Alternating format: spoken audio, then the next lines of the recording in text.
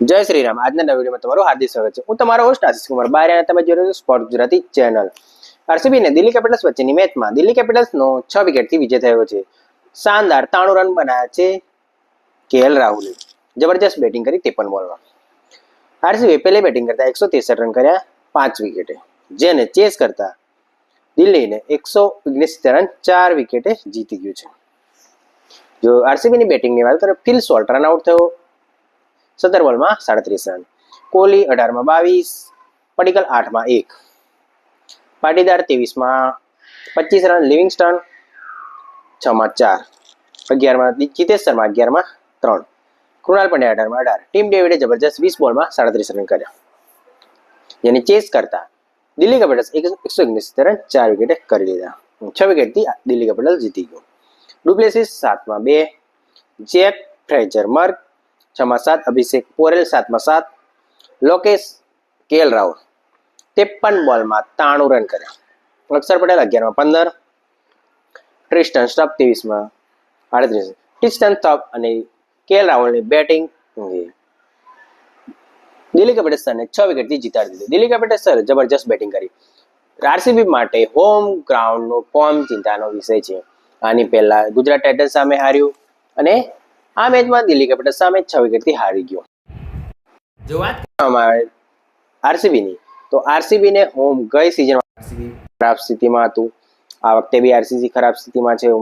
જો આરસીબી પ્લેઓફમાં સ્થાન પામવું હશે તો આરસીબીએ પોતાની હોમ મેચમાં સારું પ્રદર્શન કરવું પડશે. બોલિંગમાં આરસીબીને નાનું ગ્રાઉન્ડ હોવાથી સ્પિનરો રન લીક કરી રહ્યા છે, જે આરસીબી માટે ચિંતાનો વિષય છે.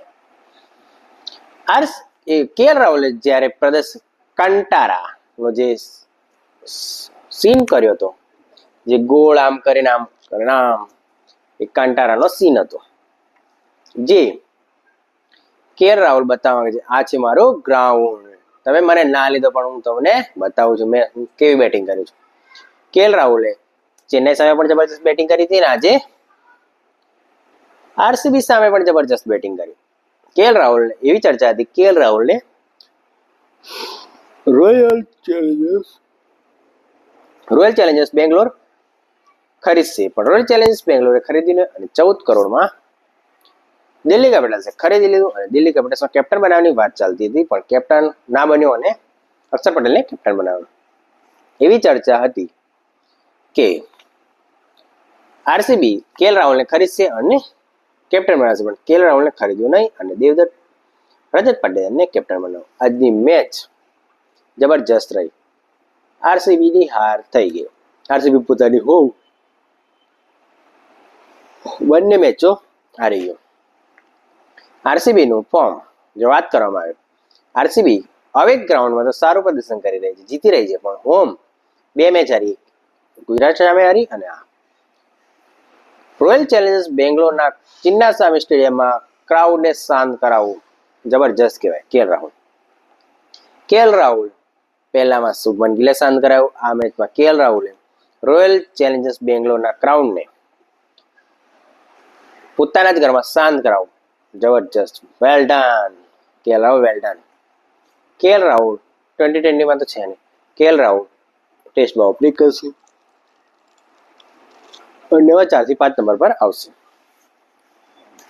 જો તમને વિડીયો સારો લાગતો તો સ્પોર્ટ ગુજરાત ચેનલને સબસ્ક્રાઇબ કરો અને વિડીયોને લાઈક કરો.